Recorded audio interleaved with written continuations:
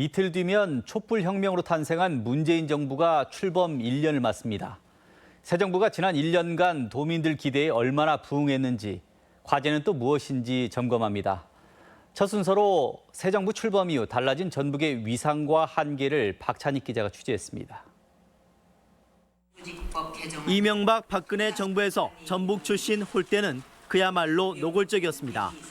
지난 9년간 장관직에 이름을 올린 전북 출신은 단 한 명뿐이었습니다. 문재인 정부 들어 이런 홀대로는 완전히 사그러들었습니다. 정부 출범과 동시에 김현미 국토교통부 장관 등 장관급만 2명, 차관급도 12명이 전북 출신으로 채워졌기 때문입니다. 청와대에도 한병도 정무수석을 비롯해 수석과 비서관 6명이 자리하고 있어 달라진 전북의 위상을 실감케 하고 있습니다.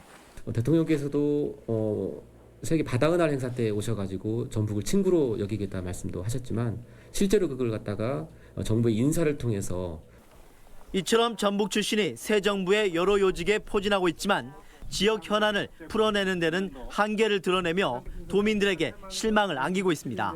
아직도 우리 전라북도의 어떤 민생 또는 경제 이런 부분이 해결되지 않은 부분들이 많이 있어서 문 대통령 취임 이후 연이어 터진 현대중공업 군산조선소 가동 중단과 GM 군산공장 폐쇄 등이 좀처럼 해결될 기미를 보이지 않고 있기 때문입니다.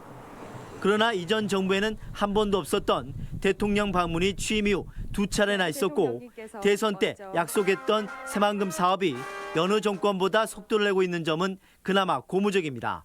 실제로 올해 새만금 예산은 역대 가장 많은 8,900억 원을 확보했습니다.